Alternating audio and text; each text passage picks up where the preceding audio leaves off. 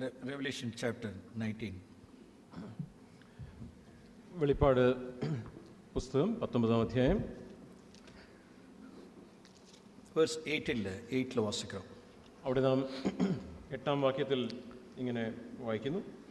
അവൾക്ക് ശുദ്ധവും ശുഭ്രവുമായ വിശേഷ വസ്ത്രം ധരിക്കുവാൻ കൃപ ലഭിച്ചിരിക്കുന്നു. ആ വിശേഷ വസ്ത്രം വിശുദ്ധന്മാരുടെ നീതി പ്രവൃത്തികൾ തന്നെ. അത് அந்த ரைச்சஸ் ஆக்ட்ஸ் எல்லாம் வெட்டிங் கவர்மெண்ட்டில் இருக்குது அப்படிங்கிறத குறித்து நான் வாசிக்கிறோம். അവിടെ ഈ നീതി പ്രവൃത്തികളെല്ലാം ആ വിവാഹ വസ്ത്രത്തിൻ്റെ ഭാഗമാണ് എന്ന് നാം വായിക്കുന്നു. ഓക്കെ, one more verse ഞാൻ കാണിക്കാൻ വിരുമ്പുகிறேன். ഞാൻ മറ്റൊരു വാക്യവും കൂടെ കാണിക്കാം. യെശയ്യാ ചാപ്റ്റർ 64. യെശയ്യാവ് 64-ാം അധ്യായം verse 6 വാസിക്കാം. 6-ാമത്തെ വാക്യം നാം ഇങ്ങനെ വായിക്കുന്നു. ഞങ്ങളെല്ലാവരും അശുദ്ധനെ പോലെ ആയിത്തീർന്നു. ഞങ്ങളുടെ നീതി പ്രവൃത്തികൾ ഒക്കെയും കറപുരണ്ട തുണി പോലെ. ഞങ്ങളെല്ലാവരും ഇല പോലെ വാടിപ്പോകുന്നു. ഞങ്ങളുടെ അകൃത്യങ്ങൾ ഞങ്ങളെ കാറ്റുപോലെ പറപ്പിച്ചു കളയുന്നു. ഇங்கே ഒരു ഗവൺമെൻറ്റை குறித்து நான் வாசிக்கிறோம். அது ரைச்சஸ் தான் சொல்லப்பட்டிருக்கு. ഇവിടെയും നാം ഒരു വസ്ത്രത്തെക്കുറിച്ച് വായിക്കുന്നു. അത് നീതി പ്രവൃത്തികൾ എന്ന് തന്നെയാണ് അവിടെയും വായിക്കുന്നത്. Defiled government. ഇത് കറപുരണ്ട തുണിയാണ്. യെശയ്യാ 64:5-6. ഇത് യെശയ്യാവിൻ്റെ 64-ാം അധ്യായത്തിൻ്റെ 6-ാമത്തെ വാക്യത്തിലാണ് നാം ഇത് വായിച്ചത്. അതും എന്നാണ് റൈച്ചസ് തിങ്സ് താ. ഇതും നീതി പ്രവൃത്തികൾ തന്നെയാണ്, പക്ഷേ കറപുരണ്ടിരിക്കുന്നു. ഓക്കെ, റെവലേഷൻ ചാപ്റ്റർ 19:8 അതും ഒരു റൈച്ചസ് ആക്ട്സ് താ. അത് വെഡിങ് ഗവൺമെൻറ്. അത് എന്നാൽ വെളിപ്പാട് പുസ്തകം നാം വായിച്ച ഈ വാക്യം അതും ഒരു വിവാഹ വസ്ത്രമാണ്. അത് വിവാഹ വസ്ത്രത്തിനുള്ള നീതി പ്രവർത്തികളാണ്. ഓക്കെ, ഇപ്പോൾ നാം രണ്ട് ഇടത്തിൽ നാം വാസിக்கிறோம். ഒന്ന് ഡിഫൈൽഡ് ഗവൺമെൻറ്, ഒന്ന് വെഡിങ് ഗവൺമെൻറ്. ഇവിടെ നാം രണ്ട് തരത്തിലുള്ള വസ്ത്രങ്ങളെക്കുറിച്ചാണ് നാം വായിക്കുന്നത്. വെളിപ്പാട് പുസ്തകം 19-ാം അധ്യായത്തിൻ്റെ 8-ാം വാക്യത്തിൽ നാം ഒരു വിശേഷ വിവാഹ വസ്ത്രത്തെക്കുറിച്ച് നാം വായിക്കുന്നു. എന്നാൽ യെശയ്യാവ് 64-ാം അധ്യായത്തിൻ്റെ 6-ാം വാക്യത്തിൽ നാം കറപുരണ്ട ഒരു വസ്ത്രത്തെക്കുറിച്ച് നാം വായിക്കുന്നു. ஆனால் ரெண்டுமே நீதி தான். എന്നാൽ ഇത് രണ്ട് കാര്യങ്ങളും നീതി പ്രവൃത്തികൾ തന്നെയാണ്. இப்போ என்னுடைய நீதி இப்போ எங்கே போகுது? வேர் டஸ் இட் கோ? അങ്ങനെയാണെങ്കിൽ ഈ നമ്മുടെ നീതി പ്രവൃത്തികൾ അത് എവിടെയാണ് പോകുന്നത്? അരുമയാണവരെ ரொம்ப മുഖ്യം. ഇത് പ്രിയ സഹോദരങ്ങളെ, ഇത് വളരെ പ്രധാനപ്പെട്ട കാര്യമാണ്. നിങ്ങൾ ശ്രദ്ധിക്കുക. இந்த பகுதியிலேயே நாம் நம்மை சுத்திகரித்துக் கொள்ளணும். ഈ ഒരു മേഖലയിലും നാം നമ്മെ തന്നെ ശുദ്ധീകരിക്കേണ്ടതുണ്ട്. Yes, we should purify ourselves. നാം നമ്മെ തന്നെ ശുദ്ധീകരിക്കണം എന്നുള്ളത് ശരിയാണ്. என்னுடைய righteous acts വെഡിങ് ഗവൺമെൻറ്റുക്ക് പോകാ അല്ലെങ്കിൽ ഡിഫൈൽഡ് ഗവൺമെൻറ്റുക്ക് പോകാ? എൻ്റെ നീതി പ്രവൃത്തികൾ അത് വിവാഹ വസ്ത്രത്തിലേക്കുള്ള ഒരു നൂലായിട്ട് മാറുകയാണോ, അതോ അത് കറപുരണ്ട ഒരു തുണിയുടെ നൂലായി മാറുകയാണോ? ரொம்ப முக்கியம். ഇത് വളരെ വളരെ പ്രധാനപ്പെട്ട കാര്യമാണ്. நிறைய நாள் அன்னைக்கு நம்ம ஏமாந்துருவோம். அன்னைக்கு நித்தியத்தில் போய் நம்ம ஏமாந்துருவோம். നാം ഈ കാര്യം നാം മനസ്സിലാക്കിയില്ലെങ്കിൽ நித்தியതയിൽ ചെന്ന് നാം വഞ്ചിക്കപ്പെടും. எஸ், நான் நீதியை நான் நடப்பிச்சிருக்கேன் அப்படின்னு சொல்லிட்டு நாம் நித்தியத்தில் போய் பார்த்துட்டா ஆண்டவர் சொல்லுவார், நோ வெட்டிங் கவர்மெண்ட் அப்படிம்பார். നാം ഇവിടെ ഒത്തിരി നീതി പ്രവർത്തികളൊക്കെ ചെയ്ത് അത് കഴിഞ്ഞിട്ട് നിത്യതയിൽ ചെന്നിട്ട് കർത്താവേ ഞാൻ ഈ കാര്യങ്ങളൊക്കെ ഈ നീതി പ്രവർത്തികളൊക്കെ ചെയ്തില്ലേ എന്ന് പറയുമ്പോൾ കർത്താവ് പറയും, ഇതൊന്നും അംഗീകരിക്കുന്നില്ല, നീ നഗ്നനാണ്, നിനക്ക് ഒരു നീതി പ്രവൃത്തിയും ഇല്ല എന്ന് പറഞ്ഞാലോ? ഉன்னுடைய റൈച്ചിയസ്നസ് അത്തനെ ഡിഫൈൽഡ് ഗവൺമെന്റ് அப்படின்னு சொல்ல முடியும் ആണ്ടവർ. നിന്റെ നീതി പ്രവൃത്തികളൊക്കെ അത് കറപുരണ്ട തുണിയാണ് എന്ന് പറഞ്ഞ് അതിനെ കർത്താവ് തള്ളിക്കളഞ്ഞേക്കാം. നാം தெரிஞ்சுக்கணும்ல, നാം ആ കാര്യം നാം മനസ്സിലാക്കണം. ഇங்கே പോതാ അല്ല അങ്ങ് പോതാங்கிறது. ഇത് വിവാഹ വസ്ത്രത്തിലേക്കാണോ പോകുന്നത് അതോ ഈ കറപുരണ്ട തുണിയിലേക്കാണോ പോകുന്നത് എന്ന് നാം അത് മനസ്സിലാക്കണം. പാൽ നമുക്ക് ഹെൽപ്പ് പண்றார். പൗലോസ് നമ്മെ ഈ കാര്യത്തിൽ സഹായിക്കും. Philippians chapter 3. ഫിലിപ്പി ലേഖനം 3-ാം അധ്യായം. Philippians chapter 3 verse 8. ഫിലിപ്പി ലേഖനം 3-ാം അധ്യായത്തിന്റെ 8-ാമത്തെ വേഴ്സ് 9.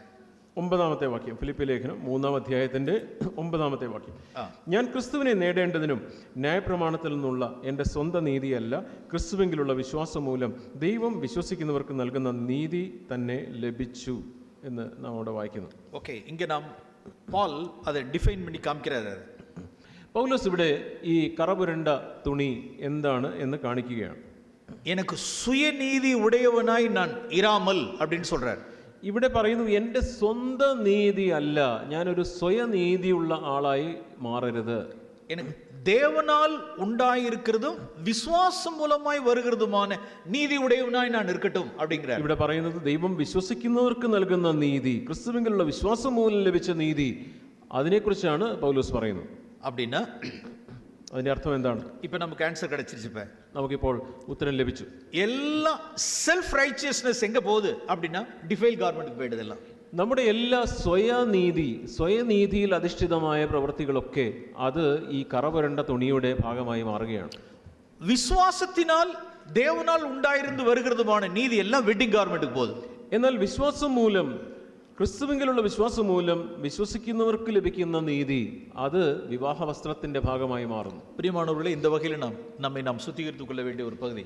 ഈ മേഖലയിലും നാം നമ്മെ തന്നെ ശുദ്ധീകരിക്കേണ്ട മേഖലയാണ്. ഓക്കെ, ഒരു ചില എക്സാമ്പിൾസ് ഞാൻ കാണിപ്പിக்கிறேன். ഞാൻ ചില ഉദാഹരണങ്ങൾ നിങ്ങളെ കാണിക്കാം. ഫോർ എക്സാമ്പിൾ, ഉദാഹരണത്തിന് ഏതെല്ലാം സെൽഫ് റൈറ്റ്, இதுக்கு நான் வர்றதுக்கு முன்னால் இன்னொரு வேர்ஸை நான் காண்பிக்க விரும்புகிறேன். ഈ കാര്യം പറയുന്നതിന് മുമ്പ് ഞാൻ മറ്റൊരു വാക്യവും കൂടെ നിങ്ങളെ കാണിക്കട്ടെ. 2 Corinthians chapter 2 verse 15. 2 കൊരിന്ത്യർ 2-ാം അധ്യായം 15-ാമത്തെ വാക്യം. 2 Corinthians chapter 2 2 കൊരിന്ത്യർ 2:15 verse 15. രക്ഷിക്കപ്പെടുന്നവരുടെ ഇടയിലും നശിക്കുന്നവരുടെ ഇടയിലും ഞങ്ങൾ ദൈവത്തിന് ക്രിസ്തുവിന്റെ സൗരഭ്യവാസന ആകുന്നു. நாங்கள் தேவனுக்கு நல்ல ஒரு ஸ்வீட் ஃப்ராக்ரன்ஸாக நாங்கள் இருக்கிறோம் அப்படின்னு சொல்கிறார்.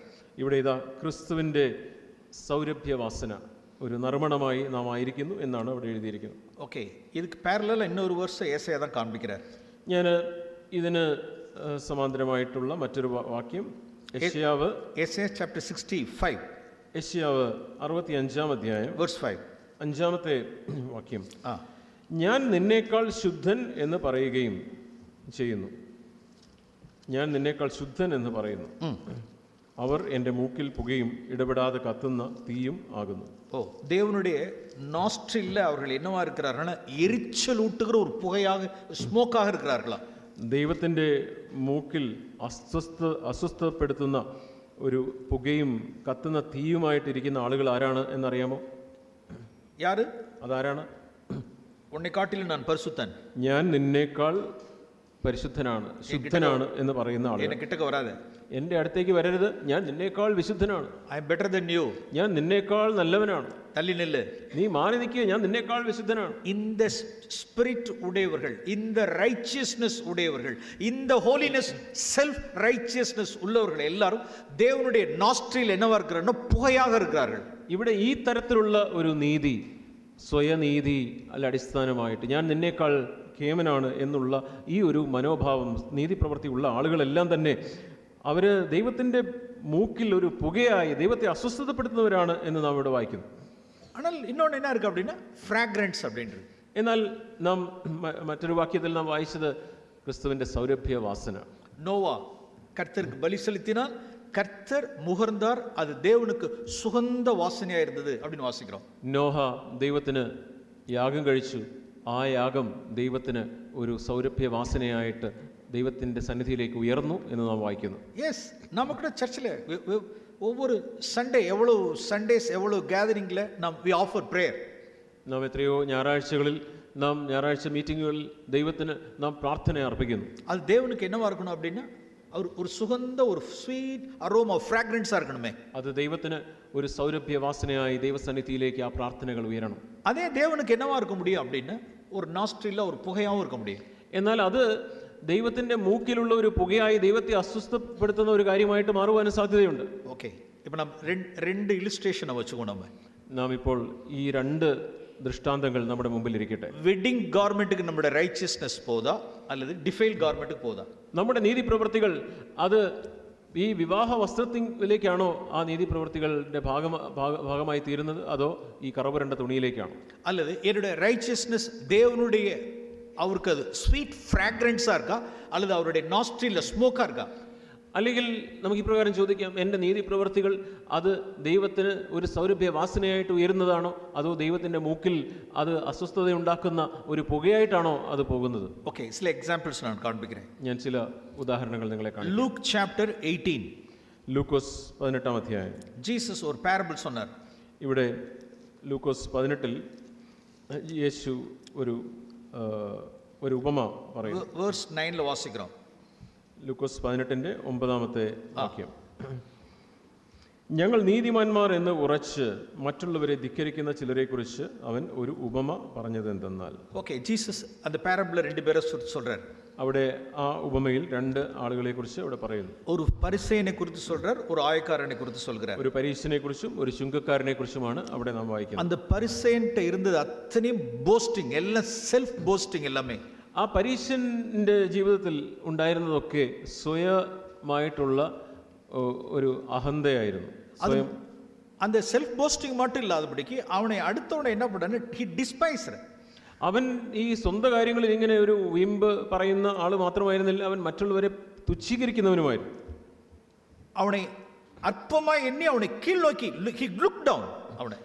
അവൻ മറ്റുള്ളവനെ തുച്ഛീകരിക്കുക മാത്രമല്ല, അവനെ ആ രീതിയിൽ ഒരു താഴ്ന്നവനായി കണ്ടുകൊണ്ടാണ് അവൻ സംസാരിച്ചത്. ഓക്കെ, ഇപ്പൊ இவனுடைய பிரேயரா இருக்கட்டும் அல்லது இவனுடைய எல்லா நீதிகளா இருக்கட்டும், எந்த நீதியா இருந்தாலும் சரி, இதெல்லாம் எங்க போகும் அப்படின்னா யூ ஆல் நோ, எல்லாம் டிஃபைல்ட் ഗവൺമെന്റിക്ക് தான் പോവല്ല. ഈ പരീശന്റെ പ്രാർത്ഥനയാകട്ടെ, അവൻ നീതി പ്രവർത്തികളാകട്ടെ, ഇതൊക്കെ എങ്ങോട്ട് പോകും എന്ന് നിങ്ങൾക്ക് തന്നെ അറിയാം. അത് ഈ കറപുരണ്ട തുണിയിലേക്കാണ് പോകുന്നത്. അരുമയാണവர்களே, நம்மளுடைய ஃபேமிலியில் நம்ம யோசிச்சு பார்ப்போம். പ്രിയമുള്ളവരെ, നമുക്ക് നമ്മുടെ കുടുംബത്തെ കുറിച്ച് നമുക്ക് ചിന്തിക്കാം. சிலர் ஃபேமிலியிலேயே சிலர் என்ன செய்யணும், என் மனைவியை பார்க்கிலும் நான் பரிசுத்தன் என்கிற புருஷர்கள் உண்டு. ചില കുടുംബങ്ങളിൽ എൻ്റെ ഭാര്യയെക്കാട്ടിലും ഞാൻ മെച്ചമാണ്, പരിശുദ്ധനാണ് എന്ന് ചിന്തിക്കുന്ന ഭർത്താക്കന്മാരുണ്ട്. என் புருஷனை பார்க்கிலும் நான் பரிசுத்தன் அப்படின்னு சொல்லுகிற மனைவிமார்கள் நம்ம மத்தியில உண்டு. ഞാൻ എൻ്റെ ഭർത്താവിനെക്കാട്ടിലും ഞാൻ വിശുദ്ധയാണ് എന്ന് പറയുന്ന ഭാര്യമാർ നമ്മുടെ മധ്യത്തിലുണ്ട്. அல்லது நம்முடைய சபையில் உள்ள சகோதரிகளை பார்க்கிலும் உன்னை காட்டிலும் நான் பரிசுத்தன், അല്ലെങ്കിൽ നമ്മുടെ സഭയിലുള്ള സഹോദരിമാരെ സഹോദരങ്ങളെ കണ്ടിട്ട് നിന്നെക്കാട്ടിൽ ഞാൻ വിശുദ്ധനാണ് എന്ന് പറയുന്നവർ. എത്രയോ കാര്യങ്ങളിൽ ഉന്നെ വിட ഞാൻ മേലാണവൻ, എത്രയോ കാര്യങ്ങളിൽ നിന്നെക്കാട്ടിൽ ഞാൻ മെച്ചമാണ് എന്ന് പറയുന്നവർ. അടുത്തവരുടെ അല്പമാ എന്നത്, മറ്റുള്ളവരെ പുച്ഛത്തോടെ കാണുന്നവർ, തങ്ങളെ തന്നെ നീതിമാന്മാരെന്ന് കരുതുന്നവർ. കിട്ടക്ക് സേര വിടുന്നില്ല അവരെ. ഓ, എൻ്റെ അടുത്തേക്ക് വരരുത്.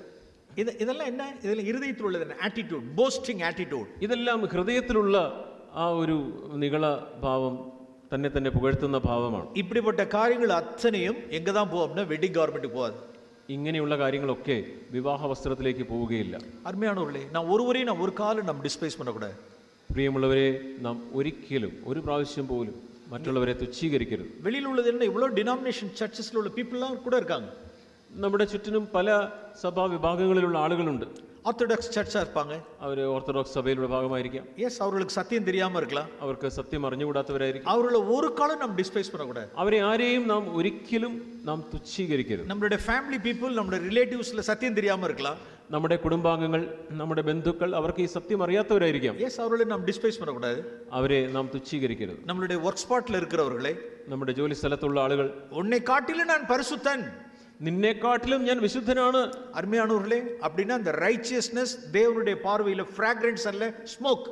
അങ്ങനെ നാം തുച്ഛീകരിക്കുന്നവരാണെങ്കിൽ നമ്മുടെ നീതി പ്രവർത്തികൾ അത് ദൈവത്തിന്റെ മൂക്കിൽ ഒരു പുകയായി ദൈവത്തെ അസ്വസ്ഥപ്പെടുത്തുന്ന കാര്യങ്ങളാണ്. ദൈവത്തിന് ഒരു സൗരഭ്യവാസനയല്ല. അപ്പോൾ നാം ഒരു കാലം എന്ത് സൂழ்நிலையும் யாரையும் നാം ഡിസ്പൈസ് பண்ண വേண்டாം. നാം ഓരോ സാഹചര്യത്തിലും ഒരിക്കലും ആരെയും നാം ആ രീതിയിൽ പുച്ഛത്തോടെ കാണരുത്, തുച്ഛീകരിക്കരുത്.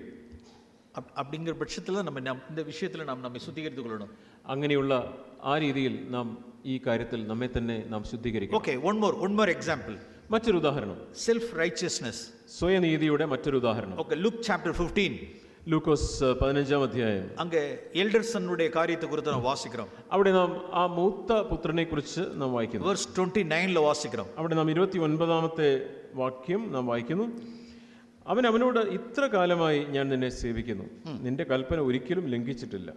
എന്നാൽ എൻ്റെ ചങ്ങാതികളുമായി ആനന്ദിക്കേണ്ടത് നീ ഒരിക്കലും എനിക്ക് ഒരു ആട്ടിൻകുട്ടിയെ തന്നിട്ടില്ല. യെസ്, ജീസസ് ഇത് പാരബിളാ சொன்னார். യേശു ക്രിസ്തു ഇത് ഒരു ഉപമയായിട്ട് പറഞ്ഞ കാര്യമാണ്. ഇത്രേ വർഷമായി ഉമക്ക് ഞാൻ ഊഴിയം ചെയ്തിരുന്നേൻ, ഞാൻ ഇത്ര കാലമായി ഞാൻ നിന്നെ സേവിക്കുന്നു, ഒരു കൽപ്പന കൂടെ ഞാൻ മീറുന്നതില്ല, നിന്റെ കൽപ്പന ഒരിക്കലും ലംഘിച്ചിട്ടില്ല. യെസ്, അവള് ഇരുന്നതാ എന്ന, അവള് കൽപ്പനകളെ കൈക്കൊണ്ടതാ എന്ന. ഇത്രയധികം കൽപ്പനകൾ പാലിച്ചിട്ടും എന്താണ് അതിന്റെ പ്രയോജനം? ഇത്ര വർഷം ഊഴിയം ചെയ്തതാണ് എന്നെ, ഇത്ര വർഷം സേവിച്ചിട്ടും എന്താണ് പ്രയോജനം? ഒരു പ്രയോജനം ഇല്ലേ, ഒരു പ്രയോജനവുമില്ലല്ലോ. அப்படின்னா தன்னுடைய சகோதரனை என்ன செய்ய முடியலன்னா மன்னிக்க முடியல. കാരണം എന്താണ്? തന്റെ സ്വന്തം സഹോദരനെ ക്ഷമിക്കുവാനായിട്ട് അവന് കഴിയുന്നില്ല. சகோதரனை ஏற்றுக்கொள்ள முடியல, ரிசீவ் பண்ண முடியல. ആ സഹോദരനെ സ്വീകരിക്കുവാനായിട്ട് അവന് കഴിയുന്നില്ല. தகப்பன போலுடைய சிந்தை இல்ல, தகப்பன போல ரிசீவ் பண்ண முடியல. പിതാവിനെ പോലെയുള്ള ആ സ്നേഹത്തിന്റെ ചിന്ത അവനില്ല. அவனுடைய இருதயம் அடைக்கப்பட்டிருந்தது, அவனுடைய இருதயம் க்ளோஸ் ஆயிருந்தது. അവന്റെ ഹൃദയം ആ രീതിയിൽ അത് അടഞ്ഞിരിക്കുന്നു. அருமையானவர்களே, காலையில நாம் கேட்டோம், பவர்ஃபுல்லா கேட்டோம். நாம் காலையில ഇന്ന് രാവിലെ നാം വളരെ ശക്തമായിട്ട് കേട്ടു. ஒருபோதும் நம்மளுடைய இருதயம் சகோதரர்களை குறித்து என்ன செஞ்சிட வேண்டாம், இருதயம் அடைச்சிருக்க வேண்டாம். നാം ഒരിക്കലും നമ്മുടെ സഹോദരനോട് നമ്മുടെ ഹൃദയം നാം അടച്ചു കളയരുത്. யாராவது ஒருவரை குறித்து நம் இருதயத்துக்குள்ள ஒரு பகை வைத்திருப்போமானால், கசப்பு வைத்திருப்போமானால், ഏതെങ്കിലും ഒരു വ്യക്തിയോട് നമ്മുടെ ഹൃദയത്തിൽ പകയോ കയ്പോ നാം സൂക്ഷിക്കുന്നെങ്കിൽ, ஒரு கிரட்ஜ், ஒரு bitter attitude, ஒரு கிரட்ஜ் இருதயத்தில் இருக்குமானால், ഒരു കയ്പിൻ ஜான் சொல்றதை நான் சொல்றேன். ஜான் அப்போஸ்தலன் at above 90 years old, அவர் சொல்ற 4 காரியங்களை உங்களுக்கு நான் சொல்ல விரும்புகிறேன். ഈ രീതിയിൽ ഒരു വ്യക്തിയോട് നിങ്ങൾ കയ്പ്, അല്പമെങ്കിലും പക കയ്പ് നിങ്ങളുടെ ഹൃദയത്തിൽ സൂക്ഷിക്കുന്നുണ്ടെങ്കിൽ, ഇതാ ആ പ്രായമുള്ള യോഹന്നാൻ അപ്പോസ്തലൻ പറയുന്നത് ഞാൻ നിങ്ങളോട് அந்த പറയട്ടെ. 4 വേഴ്സസ് நீங்க பார்க்கணும் நான் விரும்புறேன். ആ അപ്പോസ്തലൻ പറയുന്ന ഈ 4 വാക്യങ്ങൾ നിങ്ങൾ കാണണം. நல்ல very old matured godly apostle John നമ്മെ എച്ചരിக்கிறார். വളരെ പക്വതയുള്ള പ്രായമുള്ള അപ്പോസ്തലനായ യോഹന്നാൻ നമുക്ക് മുന്നറിയിപ്പ് നൽകുന്നു. Okay, verse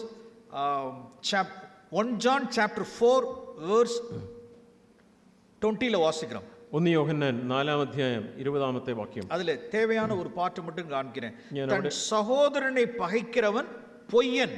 അവിടെ വേണ്ട ഒരു ഭാഗം മാത്രം ഞാൻ കാണിക്കാം. തൻ്റെ സഹോദരനെ പകയ്ക്കുകയും ചെയ്യുന്നവൻ കള്ളനാകുന്നു. He is not a believer, he is a liar.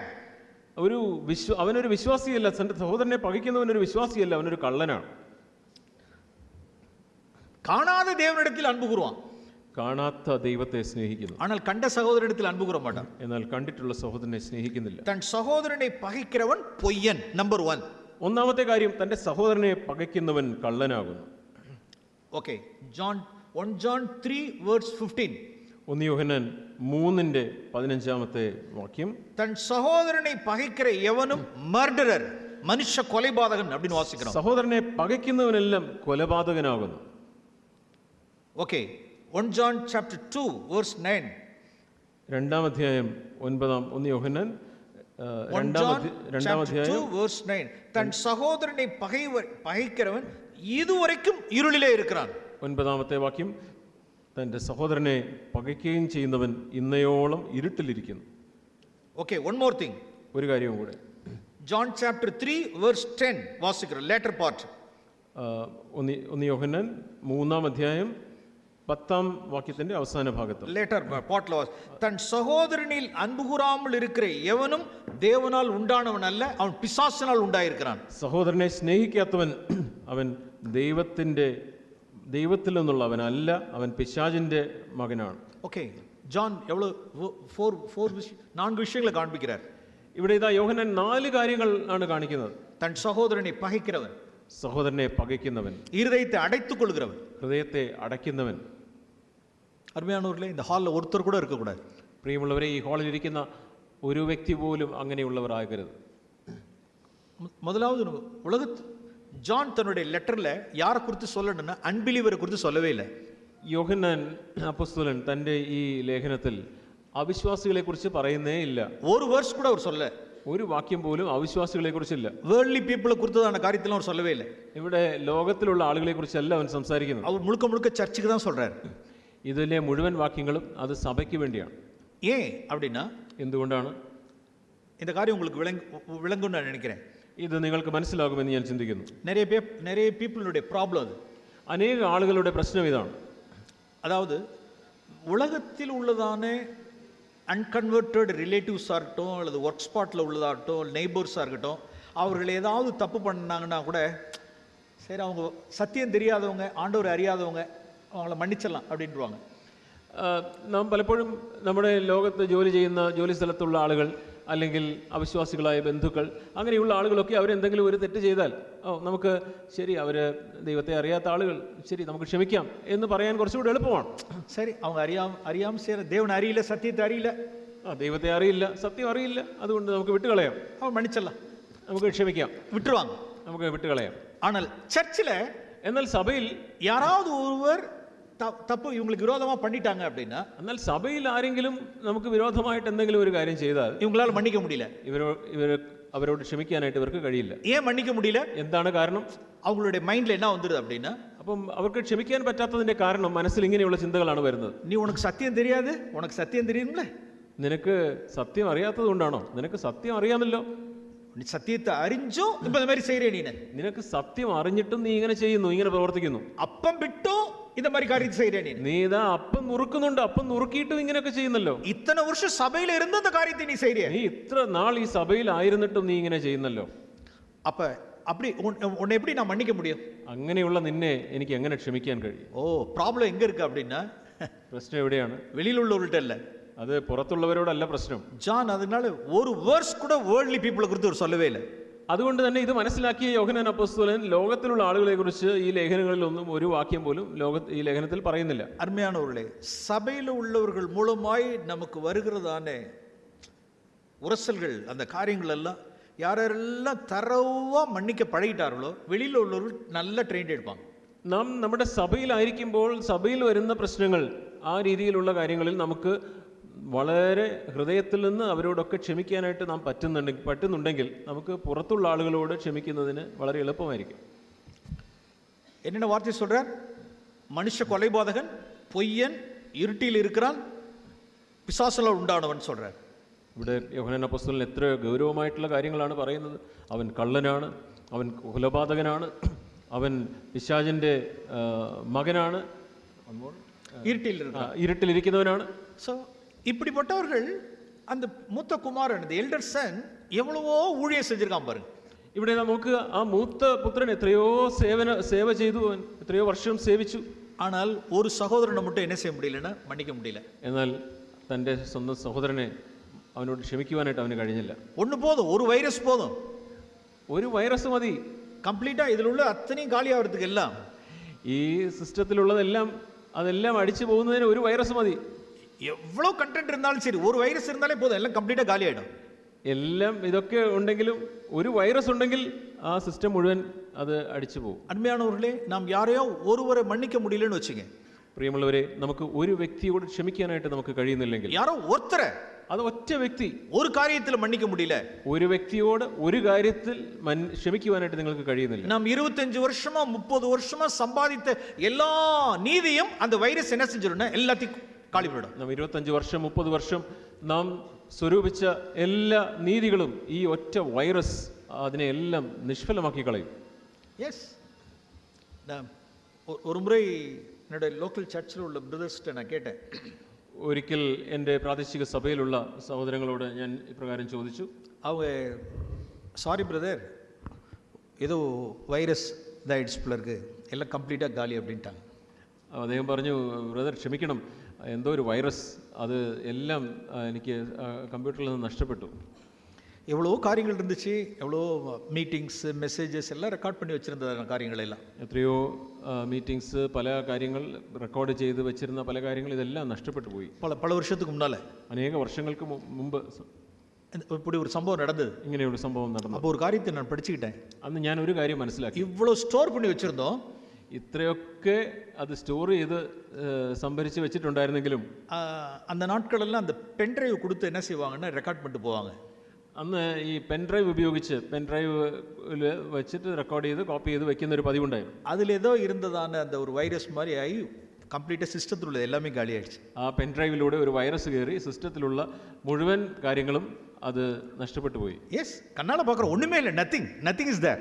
ഞാനത് കാണുന്നു, അവിടെ ഇപ്പോൾ ഒന്നുമില്ല. സ്പിരിച്വൽ സെൻസ്, ആത്മീയ അർത്ഥത്തിൽ யாரையோ ஒருவரை நம் இருதயத்தில் நம் ரிலீஸ் பண்ணக்கூடாதபடிக்கு, மன்னிக்க கூடாதபடிக்கு இருதயத்தில் ஒரு பிட்டர் கிரெட்ஜ் ஆட்டிடியூட் நம்ம இருக்குமானால், அருமையானவர்களே, எத்தனை வருஷமாய் சம்பாதிச்ச அத்தனை நீதியும் ഫിനിഷ്, മുടിഞ്ഞു പോയിടും. പ്രിയമുള്ളവരെ, ഒരു വ്യക്തിയോട് ആ വ്യക്തിയോട് ക്ഷമിക്കുവാൻ സാധിക്കാതെ വണ്ണം നിങ്ങളുടെ ഹൃദയത്തിൽ ഒരു കയ്പ്, ഒരു വിദ്വേഷം നിങ്ങൾ സൂക്ഷിക്കുന്നുവെങ്കിൽ, നിങ്ങളുടെ ജീവിതത്തിൽ ഇത്രയും വർഷം കൊണ്ട് നിങ്ങൾ സമ്പാദിച്ച ഈ ആത്മീയ സമ്പത്തെല്ലാം തന്നെ അത് വളരെ ആ നിമിഷത്തിൽ തന്നെ നിങ്ങൾക്ക് ക്ഷമിക്കുന്നില്ലെങ്കിൽ നശിച്ചു പോകും. യെസ്, அந்த எல்டர் சன்னுடைய ரைச்சியஸ்னஸ்ல எங்க போயிடுச்சுன்னா வெட்டிங் கார்மெண்ட் கிடையாது, எல்லாம் டிஃபைல்ட் கார்மெண்ட். എല്ലാം ആ മൂത്ത പുത്രൻ്റെ അവൻ്റെ നീതി പ്രവർത്തികളൊക്കെ അവൻ്റെ സേവയൊക്കെ അതെങ്ങോട്ടാണ് പോയത്?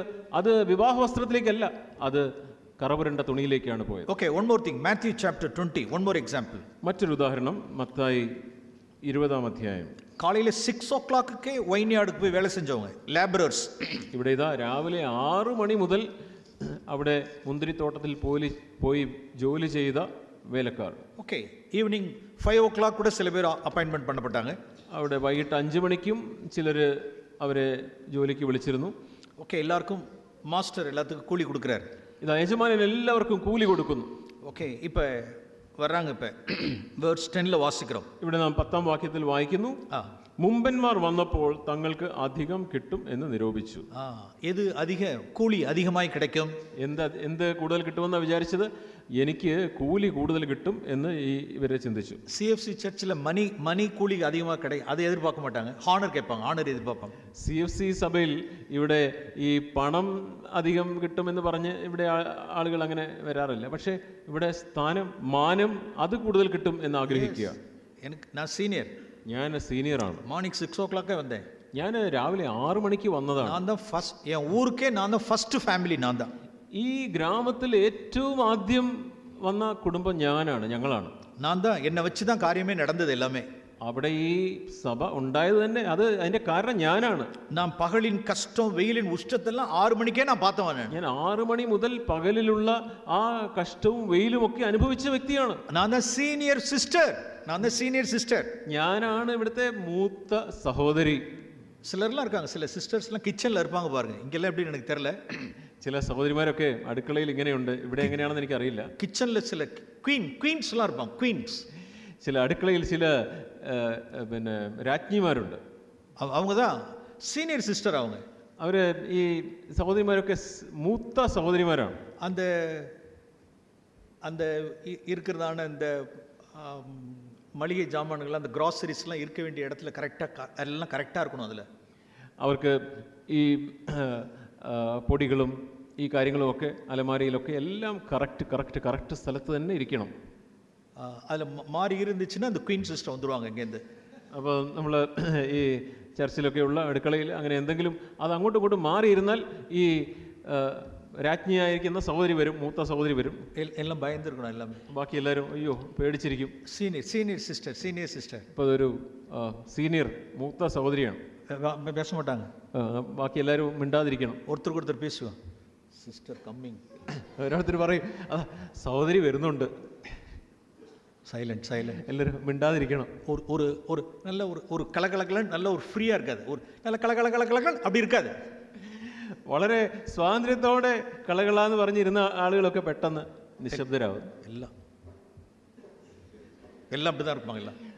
എല്ലാവരും ബ്രദർ കാണിച്ച പോലെ ഇരിക്കും. ഒരു വിധமான ഫിയർ. എല്ലാവർക്കും ഒരു പേടി. എന്നെ സീനിയർ അല്ലേ, അവര് സീനിയർ അല്ലേ, മൂത്ത ആൾക്കാർ, മൂത്ത സഹോദരി. മോർണിംഗ് 6 o'clock ഞാൻ വന്നിട്ടല്ലേ. ഞാൻ രാവിലെ 6 മണിക്കല്ലേ വന്നത്. ഇങ്ങെല്ലാം നീ ഇരിക്ക മാട്ടീങ്ക. அப்படி കേരളത്തിൽ அப்படி இருக்க மாட்டீங்க. കേരളത്തിൽ അങ്ങനെ ഇല്ല എന്ന് ഞാൻ ചിന്തിക്കുന്നു. ഞാൻ അങ്ങനെ വിശ്വസിക്കുന്നു. There are some places, ചില സ്ഥലങ്ങളിൽ അങ്ങനെയുണ്ട്. അത് എൽഡർ அப்படின்னு ഒരുത്തങ്ങ இருப்பாங்க. അവിടെ ഒരു മൂത്ത സഹോദരൻ ഉണ്ടാവും. എൽഡർ தான் ഉണ്ട്, എൽഡ്രി ഇല്ല. നോ എൽഡ്രി. എൽഡറേ ഉള്ളൂ, എൽഡറിനെ ഉള്ളൂ, എൽഡ്രി ഇല്ല. മൂത്ത സഹോദരി മൂപ്പരി లేదు. മൂപ്പരിலாம் లేదు. മൂപ്പനേ ഉള്ളൂ. மூப்பரி எல்லாம் கிடையாது. மூப்பர் தான் உண்டு, எல்டர் தான் உண்டு. எல்ட்ரி எல்லாம் கிடையாது. வெல்ட்ரி எல்லாம் கிடையாது. മൂപ്പനോ മൂപ്രിയോ മൂപ്പിയോ അങ്ങനെ ഇല്ല. മൂപ്പനേ ഉള്ളൂ, മൂപ്പിയോ മൂപ്രിയോ ഇല്ല. ഇതെല്ലാം ഉള്ളാര വെച്ചുകൊണ്ട് ഇതെല്ലാം നമുക്ക് നമ്മുടെ ഹൃദയത്തിൽ ഈ കാര്യങ്ങളൊക്കെ നാം ഓർക്കണം. ഇത് മാത്യു 20. ഇതാണ് മത്തായി 20-ാം അധ്യായം. സീനിയോറിറ്റി. നമ്മുടെ ഈ ഒരു ഞാൻ മുമ്പേ വന്നു എന്നുള്ള ചിന്ത, സീനിയോറിറ്റി. ഫസ്റ്റ് ഫാമിലി കാലയിൽ 6 o'clock വന്നിട്ടേ. ഞാൻ രാവിലെ 6 മണിക്ക് വന്ന് ആദ്യം വന്ന കുടുംബം. എല്ലാத்தையும் കഷ്ടം നഷ്ടം എല്ലാத்தையும் நான் பார்த்துட்டேன். എല്ലാ കഷ്ടവും നഷ്ടവും ഒക്കെ അനുഭവിച്ച വ്യക്തിയാണ് ഞാൻ. அதனால இவங்களுக்கு என்ன பிடிக்காது அப்படின்னா யாரும் சமமா வந்துடக்கூடாது. അപ്പൊ അവർക്ക് ഇഷ്ടമില്ലാത്ത ഒരു കാര്യം, ഇപ്പൊ ഇവരോട് വേറെ ആരെയും സമമാക്കാനായിട്ട് പാടില്ല. സമമാക്കിടക്കൂടാ. നമുക്ക് തുല്യമായിട്ട് മറ്റാരെയും പരിഗണിച്ചാൽ ഇവർക്ക് ആകെ അസ്വസ്ഥരാകും. சில எல்டர்ஸ் நம்ம அப்பாயின்மெண்ட் பண்றோம். ചില മൂപ്പന്മാരെ നമ്മൾ നിയമിക്കുന്നു. சீனியர் எல்டர்ஸ் இருப்பாங்க. അവിടെ കുറച്ച് പരിചയമുള്ള പഴക്കമുള്ള മൂത്ത സഹോദരന്മാരുണ്ടാവും. அவர்களுக்கு கீழே இறங்கி வரணும். இறங்கி வந்தால் தான் அவங்களோடு கூட நம்ம என்னவா இருக்க முடியும்னா சமமாக இருக்க முடியும். கீழே புதுசாக அப்பாயின்மெண்ட் பண்ணப்பட்டவர்களை ഈ അങ്ങനെയുള്ള ഈ മൂത്ത സഹോദരന്മാർക്ക് പുതിയതായിട്ട് നിയമിച്ച ആളുകളോട് അവർക്കൊരു കൂട്ടായ്മ വേണമെങ്കിൽ അവരുടെ നിലയിലേക്ക് അവർ ഇറങ്ങി വരണം. அந்த இடத்துல சமமாக இருக்கிறத விரும்புறதில்லை. എന്നാൽ അങ്ങനെയുള്ള ആളുകൾക്ക് അവരോട് ഒരു ഐക്യപ്പെടുവാൻ, അവരോട് ഒരു സമഭാവത്തിലേക്ക് വരാനായിട്ട് അവർക്ക് താല്പര്യമില്ല. ஸோ அப்போ நம்ம என்ன சொல்லலாம்? അങ്ങനെയുള്ളപ്പോൾ നാം എന്താണ് പറയേണ്ടത്? அந்த அதிகாலையில் 6 o'clock செஞ்ச எல்லா லேபர், அவ்வளவு பிரயாசம், அவ்வளோ சர்விங், அவ்வளோ ரைச்சியஸ்னஸ், அவ்வளோ சர்விங் எல்லாம் எங்கே போயிடுச்சு அப்படின்னா டிஃபைல் கார்மெண்ட்டுக்கு போயிடும். ഇപ്പോൾ രാവിലെ 6 മണി മുതൽ ചെയ്ത എല്ലാ അധ്വാനവും, എല്ലാ പ്രയാസവും, എല്ലാ വെയിൽ കൊണ്ടതും ഇതൊക്കെ എവിടേക്ക് പോയി? ഈ നീതി പ്രവർത്തികളൊക്കെ എങ്ങോട്ടാ പോയത്? വിവാഹവസ്ത്രത്തിലേക്കല്ല, അതെല്ലാം പോയത് ഈ കറവരണ്ട തുണിയിലേക്കാണ്. ജീസസ് ഇതെല്ലാം എவ்வளவு அழகா சொல்லி கொடுத்தார். യേശു ഇതൊക്കെ എത്ര മനോഹരമായിട്ടാണ് ഈ കാര്യങ്ങളൊക്കെ നാം നീതി ചെയ്യണം. നാം നീതി ചെയ്യണം. നാം നീതി ചെയ്യുമ്പടിക്ക് தேவன் நம்மை நீதிமான்களாக்கி இருக்கிறார். നാം നീതി പ്രവർത്തികൾ ചെയ്യുന്നതിന് വേണ്ടി ദൈവം നമ്മെ നീതിമാന്മാരാക്കി. அப்படிப்பட்ட நீதியின் நிமித்தமாய் நம்ம என்ன அடைஞ்சிடக்கூடாதுன்னா பெருமை அடைஞ்சிடக்கூடாது. അങ്ങനെയുള്ള ആ നീതി പ്രവർത്തികൾ മൂലം നാം നിഗളികളായി മാറരുത്. ஆண்டவரே நான் கீழே போட்டோம், കർത്താവേ ഞാൻ താഴേക്ക് പോകട്ടെ, நான் ஒருவரையும் அற்பமா என்ன வேண்டாம், ഞാൻ ഒരു വ്യക്തിയെയും കർത്താവേ ഞാനൊരു പുച്ഛത്തോടെ നോക്കരുത്, ഈക്വാലിറ്റിയെ ഞാൻ വിரும்பக்கூடாது, ഞാൻ ആരോടും എനിക്ക് സമനാകണം എന്നുള്ള ആ ചിന്തയോടുകൂടെ ഇരിക്കരുത്. മറ്റുള്ളവരെ ഞാൻ മன்னிக்கணும், മറ്റുള്ളവരോട് ഞാൻ ക്ഷമിക്കട്ടെ, മറ്റുള്ളവരെ അற்பமா എണ്ണக்கூடாது, മറ്റുള്ളവരെ ഞാൻ പുച്ഛത്തോടെ കാണരുത്. ஸோ இப்படிப்பட்ட കാര്യങ്ങളെല്ലാം നാം വേദത്തിൽ നിന്ന് നാം பார்க்கணும். ഇങ്ങനെയുള്ള കാര്യങ്ങളൊക്കെ നാം ദൈവവചനത്തിൽ നിന്ന് കാണുന്നു. ഓക്കെ, നാം ஒன்று நாம் வாசித்தோம், ஆல் செல்ஃப் ரைச்சியஸ்னஸ் எல்லாம் எங்கே போகும் அப்படின்னு டிஃபைல் கார்மெண்ட்டுக்கு போகும். എല്ലാ സ്വയനീതിയും ഈ കറപുരണ്ട തുണിയിലേക്കാണ് പോകുന്നത് എന്ന് നാം കാണുകയുണ്ടായി. பட் தேவனால் உண்டாயிருக்கிறதும் விசுவாசத்தினால் வருகிறதுமானது எல்லாம் വെഡിങ് ഗാർമെന്റ് പോകും. എന്നാൽ ദൈവത്താൽ ഉളവായ, ക്രിസ്തുവിലുള്ള വിശ്വാസത്താൽ ഉണ്ടായ എല്ലാ നീതി പ്രവൃത്തികളും അത് വിവാഹ വസ്ത്രത്തിന്റെ ഭാഗമായി മാറും. ഓക്കെ, ഒരു കാര്യത്തെ ഞാൻ சொல்ல விரும்புகிறேன். ഞാൻ ഒരു കാര്യം പങ്കുവയ്ക്കട്ടെ. ജോൺ ചാപ്റ്റർ 21, യോഹന്നാൻ 21-ാം അധ്യായം. ജോൺ 21, യോഹന്നാൻ 21. ഇത് ദേവനാൽ ഉണ്ടായിരിക്കുന്നതും വിശ്വാസത്തിനാൽ ഉണ്ടാകുന്നതുമാണത്. ഇത് ദൈവത്താൽ ഉളവാക്കപ്പെട്ട, വിശ്വാസത്താൽ ഉളവായ നീതി പ്രവൃത്തിയെക്കുറിച്ചാണ് ഞാനിപ്പോൾ പറയുന്നത്. ഓക്കെ, പീറ്റർ അവരുടെ കമ്പാനിയൻസ് എല്ലാം ദിബേരിയ കടക്കരയിൽ നൈറ്റ് ഫിഷിംഗാக പോനാங்க. പത്രോസും തൻ്റെ കൂട്ടാളികളുമൊക്കെ തിബരിയ കടലിലേക്ക് അവിടെ മീൻ പിടിക്കാനായിട്ട് അവർ പോയി. அந்த இரவு முழுவதும் அவர்களால் ஒன்றும் பிடிக்க முடியவில்லை. ആ രാത്രി മുഴുവൻ അവർ അധ്വാനിച്ചിട്ടും അവർക്കൊന്നും പിടിക്കുവാനായിട്ട് കഴിഞ്ഞില്ല. ഓക്കെ, വിടിയർ കാലത്തിൽ അവർ തിരുമ്പുகிறார்கள். ഇതാ അവര് വെളുപ്പനയായി അവര് മടങ്ങി വരികയാണ്. വേഴ്സ് 5 വാസിക്കാം. 5-ാമത്തെ വാക്യം. Please read. യേശു അവരോട് കുഞ്ഞുങ്ങളെ കൂട്ടുവാൻ വല്ലതും ഉണ്ടോ എന്ന് ചോദിച്ചു. ഇല്ല എന്ന് അവർ ഉത്തരം. ഒന്നുമില്ല என்றார்கள். ഒന്നുമില്ല എന്നാണ് അവർ മറുപടി പറഞ്ഞത്. இரவு முழுவதும் பிரயாசப்பட்டும் ஒன்றும் அவர்களுக்கு அகப்படல. രാത്രി മുഴുവൻ അധ്വാനിച്ചിട്ടും അവർക്ക് ഒന്നും കിട്ടിയില്ല. ഓക്കെ, ഇപ്പൊ ജീസസ് നെക്സ്റ്റ് ഒരു കാര്യത്തെ சொல்றார். ഇപ്പോൾ ഇതാ യേശു അവരോട് ഒരു കാര്യം പറയുന്നു. വലതുപുറமாக വലயை போடுங்கள். പടകിന്റെ വലത്തുഭാഗത്ത് വല വീശുവിൻ. അവர்கள் போட்டார்கள்.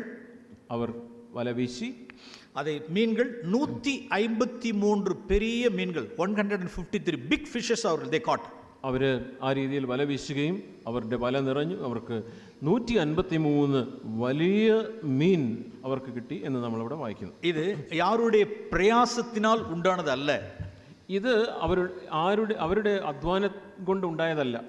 പേതുരു അല്ല ശിഷ്യരുടെ പ്രയാസത്തിനാൽ ഉണ്ടാകുന്നതല്ല. ഇത് പത്രോസിന്റെയോ മറ്റ് ശിഷ്യന്മാരുടെയോ അധ്വാനത്താൽ ലഭിച്ച മീനല്ല. വിശ്വാസത്തിനാൽ ഉണ്ടാകുന്നത്. ഇത് വിശ്വാസത്തിലൂടെ ഉണ്ടായ മീനാണ്. ദേവനാൽ ക്രിസ്തു യേശുവിനാൽ ഉണ്ടാകുന്നത്. ഇത് യേശു ക്രിസ്തുവിലൂടെ ഉണ്ടായ മീനാണ്. அந்த 153 மீன்களை குறித்து பீட்டர் என்ன செய்ய முடியாது அப்படின்னா மேன்மை பாராட்ட முடியாது. No posting at all. ഈ 153 മീനിനെ കുറിച്ച് പത്രോസിന് യാതൊരു പുകഴ്ചയും പറയുവാനില്ല.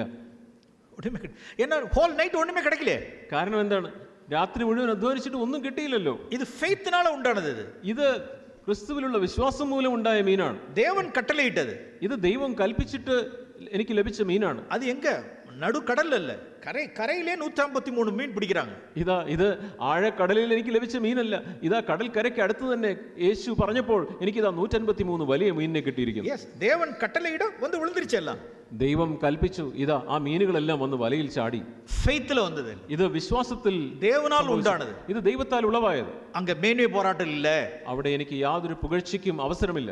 போஸ்டிங்க்கு அங்க இடமே கிடையாது, അവിടെ പുകഴ്ചയ്ക്ക് അവസരമില്ല. அருமையானவர்களே, அந்த 153 மீன்களும் நம்மளுடைய வாழ்க்கையில் எப்படி எடுப்போமே 153 righteous acts அப்படின்னு வச்சுக்கோமே.